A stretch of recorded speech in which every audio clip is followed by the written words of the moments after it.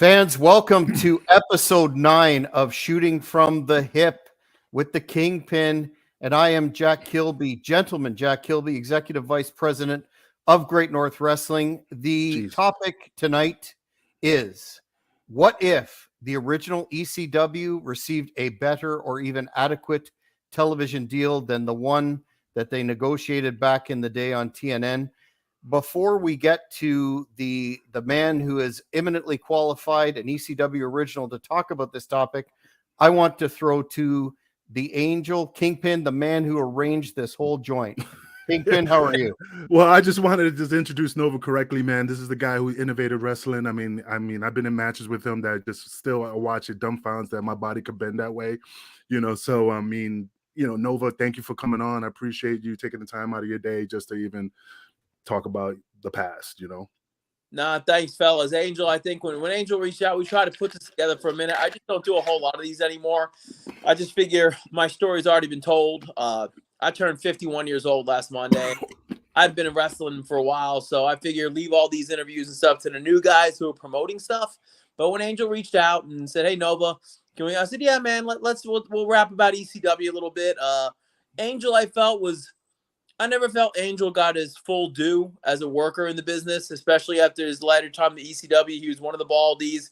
He was a skilled worker in the ring before the Baldies. He never got a chance on a national stage after ECW went out of business. Unfortunately, a lot of guys did not, and that sucked, which is, we're going to talk about that today.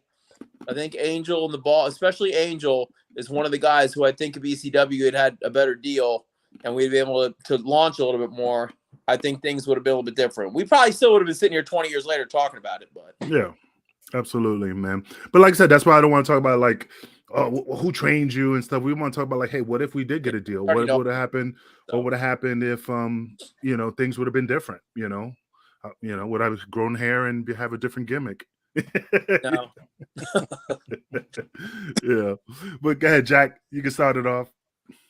Well, to briefly set the stage, ECW at the time was a company that had a huge following, but there were problems in terms of the finances, and they were still only airing. There we go again. Is that Jobu? There's Jobu, baby. Every time, never fails. Huge pop. Huge pop. The product was only airing in smaller markets. So in order to take the company to the next level, Mr. Heyman was negotiating or looking at getting a larger TV deal to compete with WWF and WCW.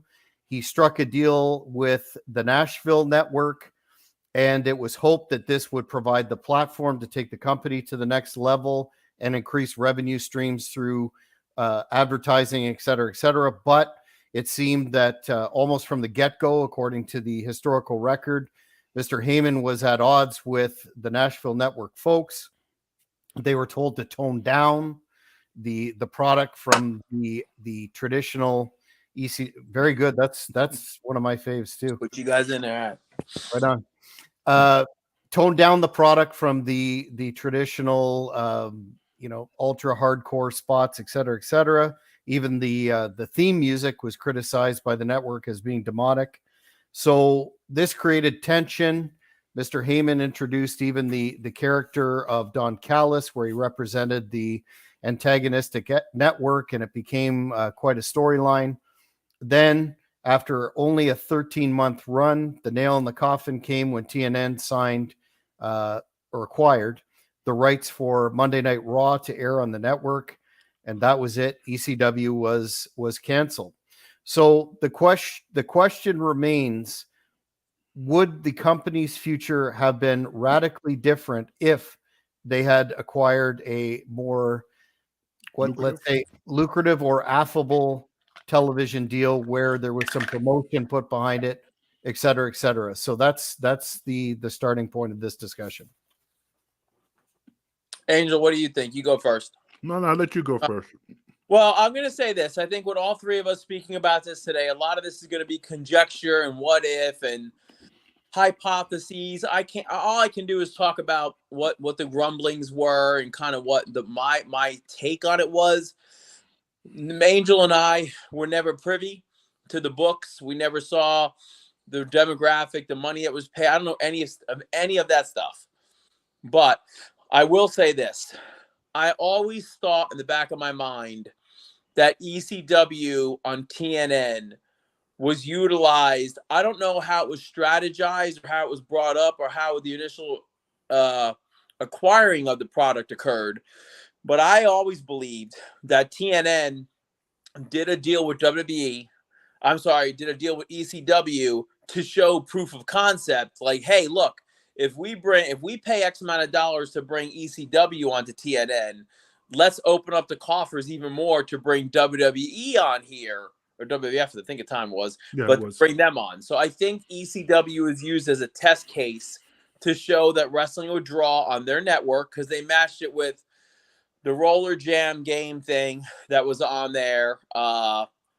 There was that programming that's those slots they were filling was, like that vibe, like that kind of attitude, that wrestling roller derby. So they were going for that. But I've always felt that. I always felt that ECW was used as a model to show that wrestling could draw on their network. I don't think they had any designs at all. I mean, Angel and I were at the TV tapings. I never saw a single person from, unless I'm wrong, maybe they were there, I didn't see them. But I never saw anybody from the national network. There was never no big meeting. Hey, this is so-and-so. And there was no powwow, no. I just thought we were used as a test subject to show that wrestling can draw. Look what this little company did, and we didn't put anything behind it. I'm pretty sure WWE got a much better deal and a much bigger deal than what ECW got, because when WWF was on there, or WWE, I'm sorry, whatever you want to call it, but when they were on TNN, every 2 minutes I saw a commercial. I saw advertising in USA Today. I saw it on the internet. I mean, you name it, it was everywhere. ECW was not. ECW was like on the back page of something weird. So I just figured it was a tough subject.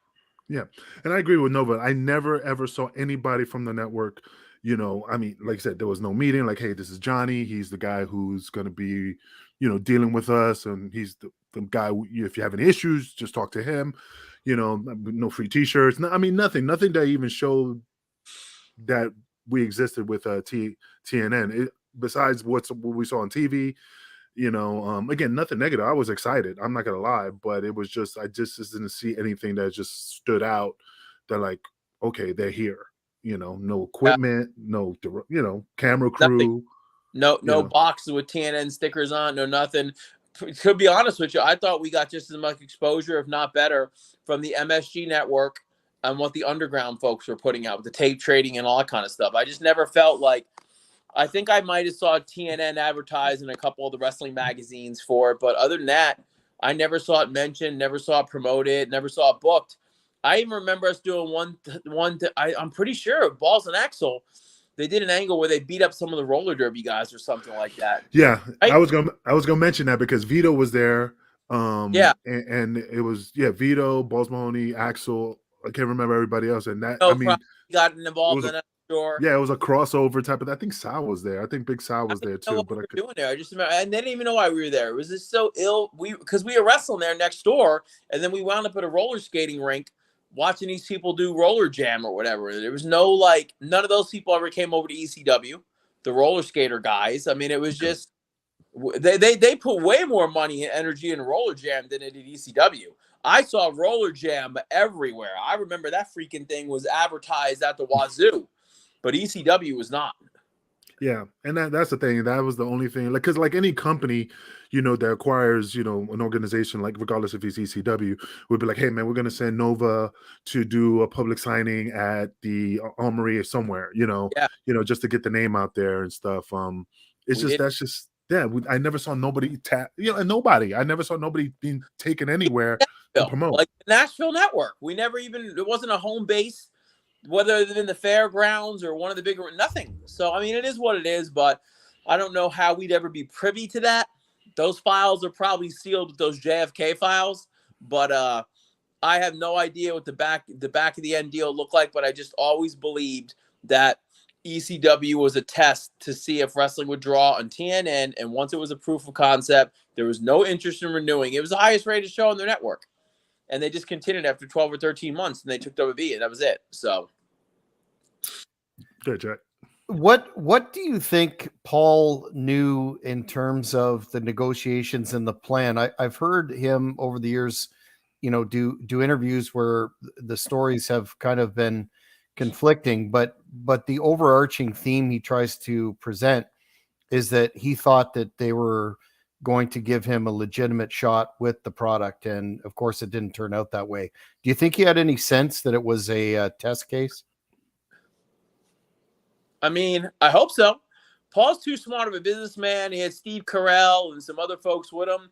I would have no problem with that. If they told him, hey, Paul, we'll give you 1 year, and he knew about it or didn't know about it, and guess what? He proved him right. I mean, because the show was drawing more when it was done after 12 months than it was when it started. So I don't know what they told him. Hey, listen, even if the network came to him, hey, we'll give you 1 year, and then we're going to re-examine it after that. Did he know that WWE was on the back burner to come in after that? I have no idea. He wound up working for him anyway. So, I mean, I don't begrudge that at all. Not at all. No, I'm just laughing because I remember he started working for it because I remember the day we were at the airport and he goes, I'm not going to come back until I get a deal. Then Monday he shows up on Raw. We're like, wait a minute. So that's why I laughed. So yeah, just one of those things, man. And then I think I saw him like several years later at a dart match in California, like 3 or 4 years later. Hey, Paul, what's up, man? How's the deal working out, whatever? But good luck to him, Paul. Listen, nobody lost more in ECW than Paul did. Yeah. He lost money. His family lost money. I mean, the company went under. The guy created it when he took it over from Eddie. And then Todd Gordon, big ups to Todd. Todd doesn't get enough press for all he did to launch ECW. I love Todd Gordon. Everybody that was involved in it, when Eddie Gilbert was booking and the guys that really helped launch it. But when ECW went under, man, there was no winner of any of that. Nobody won. It was terrible, which is why, I'm going to sidetrack for a second. I don't watch AEW and a lot of other products a lot of times. When my friends are on, I'll check it out. But I'm glad they're doing well. I hope they sell tons of tickets. I hope they do more shows. If anything ever happens to AEW and somehow they went under, whether it's a year from now, 5 years, whatever it may be, there's going to be a whole lot of people who are no longer on national television. And there's the biggest thing with AEW, they're giving people a chance to live their dream and to wrestle in front of fans and travel the world and get action figures and video games, man. And I would tell all those guys, take every moment of it, love it, enjoy it, crush it, and have as much fun as you can, because if it disappears, you might never have another chance like that again. So yeah. I don't know why people are negative towards that. They bury it or they crap on it and whatnot. It makes no sense to me. Yeah, I mean, I agree, because like I said, when we did the video game thing, it was just funny because I was like, man, I was having remember, and over there was just like, do you want any water? Are you hungry? I'm like, bro, I'm okay. And they're like, is there anything we can do? They were like so catering to us. And I'm like, was that in California when we did that? I thought it was in Long Island. I thought it was at the Nintendo facility in Long Island. Yeah, it was in Long Island. Yeah, they were great. Oh, yeah, they were great. Life, man. We had TNN. We had an action figure deal. We had video games out. It just all fell apart. And, the world works in mysterious ways, and there's business behind the business. We were not privy to any of those. As a businessman now, I know there's an A, B, C, D to an X, Y, Z. And we just always saw the X, Y, Z. We didn't see the other half of it. So could a different television deal have helped out? I don't know. I mean, I don't know what that deal would have been. Oh, yeah, absolutely. I mean, the thing like Nova, I remember we're in the gym. I still remember that it was he was on the cardio machine and he's sweating and he had this blue gimmick. I still remember it. It was blue. And I'm like, hey, brother, what's that? He goes, oh, this is how I keep my diet, brother. Let me show you this. 6 egg whites. I mean, he had it like, the dude was a mathematician. He told me he used to wake up, I set his alarm clock, wake up at 3 a.m. just to drink a shake. Yes. I had it down to the macronutrient. I trained. I said, you know what? Science. I only lived when I was in ECW. I loved the boys. I loved wrestling there. It was awesome. But my sole purpose every day I woke up was to get in better shape and have the best match I could possible. I never drank. I never smoked. I was in bed within an hour of the show being over. I was up at 6 a.m. I did not fit in that aspect at all. Me and Chris Chetty's big joke was my night was ending when Chris's was beginning. And him and Danny and everybody, but it was such a cool group. I didn't miss. That's the only thing I missed the most about it, man. I didn't miss missing money and all the other stuff, but I missed all the guys and girls and all the fun we legitimately had, because it was the greatest time of my life, not just in wrestling, but in life, period. Up until now. I love what I do now, but. Yeah. And I could contest. Nova did. I never saw Nova, you know, like he always disappeared and, you know, went to his room. Like I said, I never done drugs. I rarely drank. I was always the guy like, Angel, you got to come to room 415. For what, brother? You got to see this. And I'm like, and then I show up there, and then there's a party going on, and I just stand there just watching. But I was never like. He never did. Here's a little story that I don't even know if Angel knows, man. This is one of the first times I ever told this.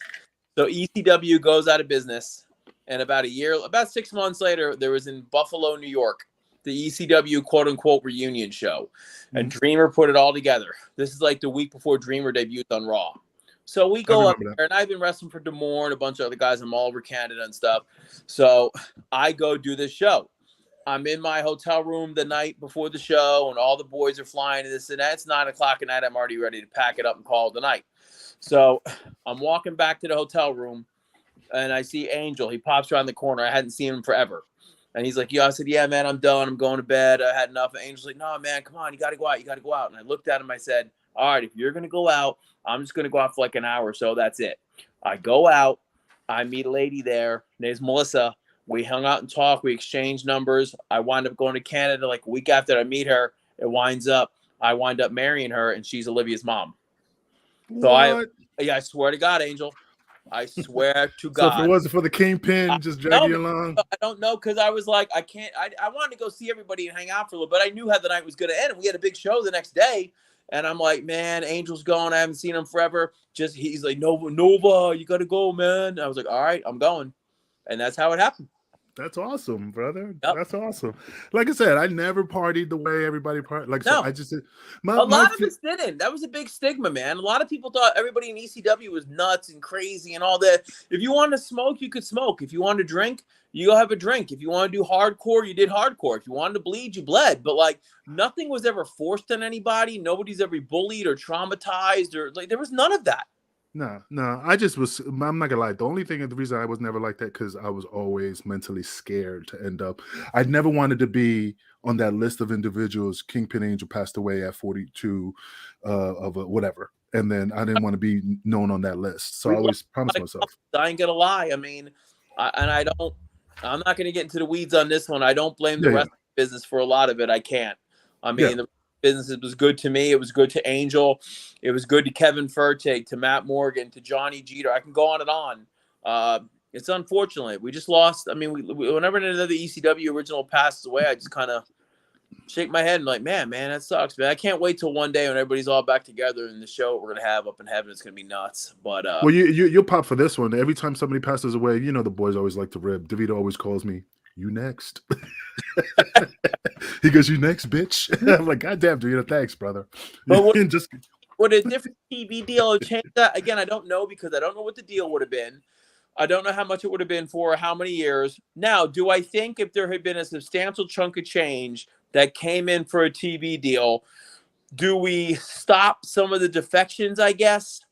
Possibly. But at that point, ECW had really kind of crescendoed and peaked. I don't know if we would have had the manpower to truly expand big time national unless we kept a bunch of the guys.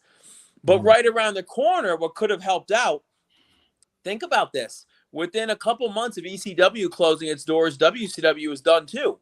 So if ECW gets a national television deal, let's say Fox or something like that, something huge, and WCW folds, Paul has his pick of a bunch of cruiserweights and some other folks to bring in. And then you have a whole new set of matchups.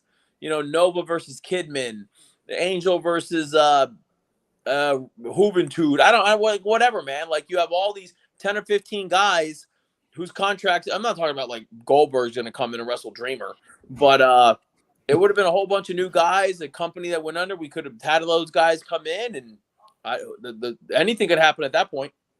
Well, I was telling Jack a story that, again, it was just one going through the pipes when the thing happened, that there was a story going around, and I can't remember who told me that WCW was folding and that Shane was taking over, and that supposedly they were going to do the invasion angle of ECW taking over WCW and converting it into the new ECW, and then that's would have been the competition for WWE. I heard that story. I said, I don't know if that was true or not, but that was the rumor. I actually never heard that. I'm not saying it wasn't possible. That just, I think It a would have lot made of sense. things would have had to been crossed and I's dotted for that one. That would have been I mean, unique, to say the least. I mean, if they would have done they already did the invasion angle in WWE. If they would have changed it up and done it in the WCW, then that entity would have just. Yeah, I don't know. And when you look at that, the fact that the invasion angle occurred and the entire thing started and ended in like 12 months was crazy to me. I mean, there's books been written on that, but the fact that they had it in their hands, and to this day, there probably still could have been a WECW running, WWE running, and then once a year they do a Super Bowl to fight each other. But I just always felt that, and this is going to sound crazy, this is my own theory, the biggest thrill that the WWE got out of buying ECW and WCW was to squash it into the ground to show superiority, that once and for all, WWE was the best product of all of them. See, we were right all along, because all the guys that went over there wound up getting beat. Nobody ever came out on top. I mean, there's only a couple guys that really excelled from WCW over there. I think it was a godsend for Booker. Class act. I love Booker. Oh yeah, A couple other guys, but for the most part, Kidman, ECW and ECW were vanquished. Yeah, and I mean it's still alive. You know, I mean ECW they couldn't kill it completely because it has a cult following. You know, but I mean, like I said, I mean, 20 years later, the BWO. I mean, people still ask me about the Blue World Order. We have new figures coming out in July. The Cella toys are now Epic Toys, rather. Epic is releasing the first ever BWO action figures. That's crazy to me. It's 25 years ago. I mean, people still. I just did a virtual signing last week in Jersey. Big shout out to Nick Christie and Think Signatures. He took great care of me. But I mean, I signed way more Nova and ECW merchandise than I did Simon Dean stuff. So yeah, and also the Retromania. Yeah, Retromania. We were stars of the game in the cabinet. I mean, people thought because of the Blue World Order, but I've been asked 100 times more questions about my career with ECW than I ever was about WWE, and I love both for different reasons. Oh yeah, absolutely. Absolutely. But like I said, the BWO thing is it's an entity in itself, man. It just you could be 70 years old and still sign a BWO product. It was literally supposed to be a one-night thing, and then 20 years later, we're on the WWE's Greatest Factions DVD. I mean, Meanie actually said to me a couple months ago, "Hey, you ever think we'll be in the Hall of Fame one day?" And I said, "For what?" And he's like, "Can you tell the story of ECW without telling the story about the BWO?" And I said, you might have something there. I said, you can't. I mean, our T-shirt at one time was one of the most popular T-shirts in the business, along with the Austin 316 and the DX shirts and all that. You couldn't turn a wrestling show on without seeing a BWO shirt in the audience. So no, I can see you guys making it into the. I won't be surprised. I won't be surprised. You hear it first. Well, that was that. Oh, television deal. Going back to the topic, I would have loved to have seen what it was and to see what it could have became. With television branching out into different forms of social media and content interaction and all what they have now, could we have eventually been on a streaming service of somehow? I think that's the wave of the future for sure. I think WB will revisit theirs eventually and just have a WB streaming. So they'll be on streaming. I do think so. I think when the television rights come up again for like USA or these other ones, they're going to wind up on like, I don't know. They're going to wind up with their own streaming service, man. Just buy that and pay that to watch it. That's what I think. Yeah, I won't be surprised. Go, Jack.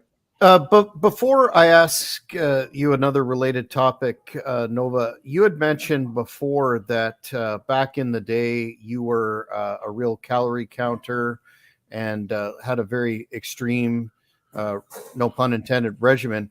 Was this the origin story of the Simon system? Was the Simon system actually based in reality? No. I mean, I love training. I love fitness. Basically, long story short, I was in OVW for a couple of years. I went to TV one day to talk to Vince. They brought me up. They said, "Look, you've been down here for a year and a half. You're really good in the ring. We just don't know how to make money with you." So I went up and talked to Vince, and I told him, I said, "I don't want to be Mike Bucci. There's no money in that. I want to be a character." And he said, "You're really good in the ring. We don't have any issues with you. You're a model employee. Like, what do you want to do?" And I said, "Well, I have an idea. I want to be Sonny." The name I thought of was Sonny Slade. And I want to have Sonny Slade's super system of self-help and supplements. And I was going to be like this pitch man. And I said, I want to be a cross between Jack LaLanne. I had the idea in my back pocket forever. and I said I want to be across between like Tony Little and Jack LaLanne and Tony Perkins, which was the Ben Stiller character from Heavyweights. Some dodgeball stuff mixed Yeah. in. And I just came up with the idea. And I said, he said, we can shoot some vignettes for it. I said, no, I want to do infomercials. And he's like, even better. And then like they came down to OVW a week later, the writers and Vince. I didn't tell anybody what I was doing except Danny Davis. The whole day of practice was over. Then I went in the back and changed and took a jumpsuit. And I put the watch on. I had a gym bag, the whole deal. And we did one more match that day. And I came out and did the gimmick in front of him. And at the end of it, Johnny Ace pulled me aside. He said, hey, you better come up with a new locker room leader here because you're going to be on the road real quick. And then the next week after that, I was in Stanford literally filming my own infomercials. That's how fast it happened. Jesus Christ. And I never looked back. I mean, but yeah, I wasn't relying on anyone. Nobody came up with anything on my stuff ever. The gym bag, my face on the back of the jacket, the Segway scooter, my promos, all of it. Nobody ever gave me anything. I did it on my own. That's awesome, man. I mean, but you was always a creative genius anyway. Yeah. Like I said, Nova used to come up with, Angel, I want to do this. What do you think? And I'm like, fuck it, let's do it. You know, and we practice it, and also, boom, we do it. And he just comes up with stuff like I said, I didn't know how my body bent that way. For the match too, like how can we do a sequence? What's this false finish? Hey, what can you guys do to us to put us in jeopardy so then we can do this? It just wasn't run of the mill, and everybody was so accommodating, and we all just bounced ideas off each other. And you know, whether it was, I mean, hell, we go up to give each other ideas for each other's stuff that we weren't even in the matches. Like, hey man, I saw this, try this next time. All right, cool, bro. There was no infighting, there was no backstabbing. Like, I never really, even the arguments are like nonsense stuff. Was stupid stuff and people were laughing the next day. It was just like the most bizarre, uncopyable environment you'd ever think. It was nuts. Yeah, I mean, like I said, like when Jack stabbed me, Tommy always talks about it. When Jack stabbed me in the fork. Yep. Yeah, I screamed and I was a little mad when I got through the curtain, but afterwards I was just like, it is what it is. But Jack was during going, Danny Angel runs back. It was at the haunt. This building was haunted also. Yeah. Angel running in the back with a barbecue fork stuck in his ass and his like butt cheek like clenched up, so it's really hard to pull it out. And everybody in the back is like hysterical laughing. And Danny looks at me and Danny goes, "Am I the only one that thinks this is serious?" And I was like, "Apparently." I was like, everybody else thinks this is funny. But yeah, man, we never knew what you were gonna get. Everybody had a good time, and it was just one of a kind, man. It was cool, dude. We didn't make a whole lot of money, but man, ECW taught us how to work hard. And ECW, it's work ethic that I have to this day. So yeah, I was forever grateful. It's a hard work ethic, great friends. Like I said, I want. I mean, Nova. I mean, I said like me studying right now, he's a good friend of mine. I know we don't talk much, but when we see each other, it's just like I do shows when I hear like, hey, Nova's going to be there, CW's going to be there, and I'm like, fuck it, I'll do it. You know, because not because I want to wrestle. It's because I want to sit down and go, bro, remember the time, you know, and just reminisce. Bill tomorrow, I'm like, hey man, I got to figure out what we're gonna do down. It just is what it is. When we had a bond of the boys, we trial by combat. We were all together, the guys and girls, Franny, Jazz, Dawn, everybody. I mean, we were all together. Paul, Tommy, Rhino. I mean, just keep going on and on and on. And it was just, would I have liked to see it go a couple more years if we did have a better television deal? Sure. I mean, I wound up in WWE, but I would have loved, I think if ECW, for me personally, if I'm going to go into the what if universe, what I had always heard was, because I was at the Apex, man, like I had broke out, I had beat Chris Chetty in the loser leave, I had been vanquishing opponents, I was shredded, I had a cool look, I was becoming like the man. I was over, I was getting reactions on the level, like as crazy as it sounds, but it's the truth. Go watch. Same reactions like Van Dam and Sandman. Like when Intergalactic was hitting and I was coming out, people were going fast shit nuts. So because they saw me go on this journey from, Raven's flunky to what I had become. So Dreamer told me that me and CW were going to trade the TV title back and forth a bunch of times. That would have been my next stop. So I think that would have been cool. And then who knows what after that. But it never happened, man. I don't dwell on it. It sucks. But but you get that what if, that what if it mentality, because like I said, my version was Tommy told us that we were going to win the belts. We were going to do an angle with the new Impact players that was going to be PJ and Lance Storm, and that we were going to win the titles from Danny and Roadkill, and then we would have lost it to the new Impact players, and that was, I you beat know, that. Yeah. yeah, and we're like, wow, cool, but you know, then you sit there and think one day like, man, what if, you know, but Yeah, I never got a CW one-on-one, man. I think we would have some amazing matches. They would have been awesome. They would have been believable. We could have traded the belt. I think me and him would have done like a best of 7 or something. It would have been cool as shit. I can And, see that. Yeah, that'd have been awesome. get to do it. And I would have had the I mean, I'm not speaking of myself in the third person, but the world never got to see Nova versus Jerry Lynn in ECW. The world never got to see Nova versus RVD in ECW. I was right there at the cusp, man. Like, I was a ready-made near main event guy that could have went with Rhino, Jerry, Rob, Carino. Me and Carino were done underneath, but not on top. I could have got Lance. Well, I got Lance one-on-one. That was good. PJ had one-on-one. But like those other guys, man, we had me like a ready-made, almost main event guy, and then the company was out of business, and that was it. So I never got that shot. And those would have been epic matches. I mean, I would have loved it. I had ideas for all of them, man. I mean, I used to sit around and come up with it. Believe it or not, me and Mike Awesome sat around a couple times and put ideas for a match together in case we ever got a chance to do one at a house show. I mean, we had ideas worked out where he was going to set the table out. He was going to throw me in. I slide underneath it. He was going to try to power bomb me, and I come out and flip out and land on my feet on the table and DDT. Like, we sat around and talked about this stuff. Yeah, Mike Awesome was one of those guys that never had an ego. It was great. You know, yeah, he was. Oh man, God rest his soul. He was a good dude. Anybody in ECW, even the top guys like Rob, Sandman, Jack, whoever it may be, any of the guys, I never ever saw them come in the back and big dog anybody or treat them like crap or jabron. Nothing. It never happened. I tell people that, I'm like, get out of here. Besides Vic Grimes. But other locker rooms I was in, I mean, within 5 seconds, you just got a weird feeling like, and people would come over, don't do this, I'm doing this later. It was just crazy shit. And to teach his own, but the ECW, never. And everybody watched everybody else's stuff. All of it. Yeah. Yeah, and you walked through the back and people clapped and, you know, it was. And they were legitimately happy that you got a great ovation. You made it. If you could get a standing ovation from the ECW locker room, you knew you had it. Mm-hmm. Now was that, we've heard a lot over the years of that positive aspect of the locker room. Was that due to the fact that Paul sort of engendered, it's us versus them mentality, or was it just those intangibles that you get when you have a company with, personalities that gel? I think it was the more of the respect that everybody gave that you walked through the door. I never felt like an outsider when I got to ECW. I mean, I still remember the day when I first went to the Philadelphia Arena and I had go in the ring, and I still remember Tracy Smothers running the class, and I met Nova there, and everybody's, hey brother, hey, stand right here, man. It was just always welcoming. I mean, yeah, shit happened with certain individuals, but it was always welcoming, and I think we just wanted everybody to excel and be the best of who. I was always happy that I made Nova look good. I didn't care about me, and I think Nova felt the same way. I want to make Angel look good. I never had the glory in my mind for me. I always wanted to glorify him because it made me proud that I was able to do it. I felt that also too, and Angel will get this. I broke in through Mike Sharp. Angel broke in through Johnny. I can go on and on. The people that were getting in ECW in that early to mid 90s, guess what? They all broke in the business a very particular way. They paid dues. They came up. They sacrificed. They got beat up a little bit. They lost money. They got injured. I mean, it was a different time. That's no resentment towards how anybody gets in today. It's a different beast.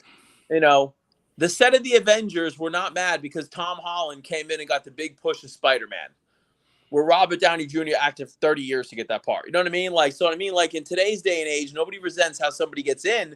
But back then, when you were cutting your teeth and you got a chance to go to ECW, which is that big underground cool buzz company, we all came in a certain way and we respected it. The chances that we were going to get, we all kind of knew each other too. Like, I knew Angel before he came to ECW from the Northeast Indies, and I'd see him at like some shows of Tommy D or Dino Santa shows or the Mike Sharp, whatever.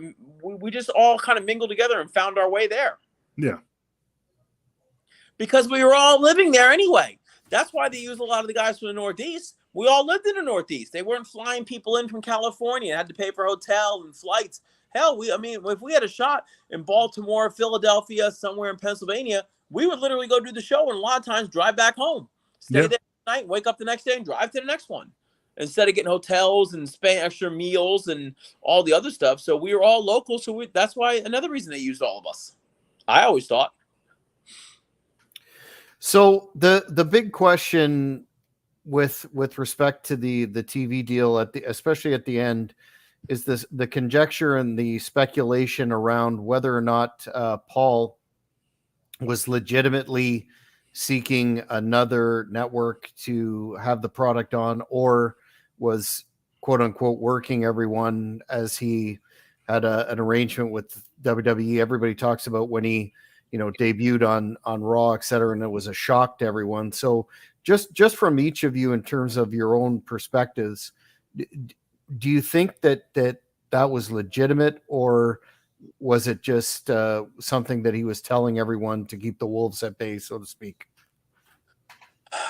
I mean, I hope. I always heard that WWE had helped subsidize ECW for a while and gave them money. They lent them talent. They helped give them a push, like strange bedfellows type deal. But I have zero resentment if it was. Paul was a wrestling promoter. He had a company. He was going to have work no matter what. Do I think he was out there trying to secure deals? I'm sure he was. Because, again, nobody lost more than him. When Paul Heyman dies, I mean, people are going to be like, oh, his epitaph is going to be a mile long with all the cool stuff that he did. But they're going to include in there that he ran ECW and went out of business. Like, he wasn't glorious about that. Paul did not celebrate. Paul's family lost money. Paul lost money. I mean, I used to always hear for years how much he owed us and all this other stuff. And, like, I never put any value in any of that. Nothing was promised. It is what it is. And again, the man lost money. So do I think he was working on some deals? I'm sure he was doing something. I just don't think he packed up shop and said, hey, I'm here to go to WWE, because it wasn't his company. No matter what, the man ran his own company. He was the booker. He was in charge. You can never replace that. No matter how much money he made or whatever the contract was, he was still now going to be an employee for Vince McMahon. He was not the boss. So what do you think, Angel? Well, yeah, I mean, I give Paul a lot of crap, because it's just entertaining just to talk crap about it. But like I said, Paul did what he could do, to try to get us a deal. Like I said, we always joke about it. Like, yeah, he owes me money. Oh, yeah, the check bounced. And here, this is the last paycheck I got in ECW, a $2 bill.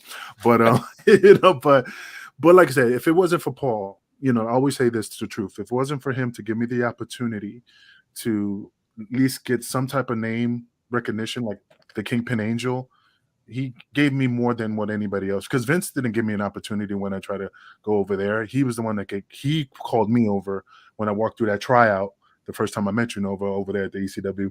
He was like, hey kid, come here, you look great, and the whole story. And I told Diva, he just told me to stick around, brother, just stick around. But he didn't say anything.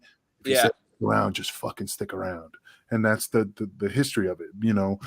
Like I said, would I would have loved ECW to continue? Would I have loved to have a deal? Would I love to be around my friends? Yes, absolutely. The only thing I say that hurts is just it didn't happen, and that's the only thing because I miss everybody, and I don't know. It just could have, would have, should have. It's a learning period for a lot of people, man. I mean, there really was. I didn't have one as much as most, because as soon as ECW ended, I had that big buzz from the last couple months of the company. I was booked around the world. I was wrestling in Germany, Japan, Mexico. I was turning dates down. And then within the span of a year, I was signed in Ohio Valley Wrestling, getting ready to go to WWE. But a lot of ECW, I went to Puerto Rico. Yeah, you went to Puerto Rico. A lot of people didn't get that. When it was over, they had to go do some indies. And yeah, you're hot off ECW TV. And then you're a month removed, and 3 months and 6 months. And every time you keep going back to those independent promoters, you're not going to get the same money every time. You're not going to sell the same amount of gimmicks every time. Like, your money gets less and less. It's not the same thing. So that's cool for a little while. But a lot of my friends lost full-time work. They were never national stars again. And it sucked, because I think we missed out on a generation of potential stars that really could have made a difference, and they didn't get a chance to. Yeah, I agree. Well, I mean, Nova, we value your time, man. I know you're busy, and we'll do another topic. Let's get maybe get Chetty on here with us or something. And no, absolutely, man. I would love to see you guys. A roadkill, I doubt it. But no, you ain't getting it. Yeah. But Nova, like, brother, thank you for a wonderful career. Thank you for always helping me out. You're my brother, man. Anything you ever need from me, I always love you. Total pleasure in the ring, out of it. If Angel showed up my driveway tonight, needed a place to stay and $1,000, I got him. Like, it's just how it is. Or you could buy one of my statues. I got to get one of those one day, man. Yeah, You got to get the Nova statue, man. Yeah. I'll send you the guy who does it, man. that hook me Dude. up. That's legit. That's lifelike too. It looks like cross between you and like what the hell is his name? The guy Vin Diesel. Cruz. No, I sent it to you, man. He did Candido. He did. I'm gonna do one. Yeah. Yeah, dude, it's awesome, dude. You All got right, it, well, man, because you got to add it to love your collection. But again, brother, Thank you for having me on, Jack. I hope we cross paths one day if you're Yes, ever in sir. Louisville. Yep. And that's it, man. Let's rock. I appreciate it.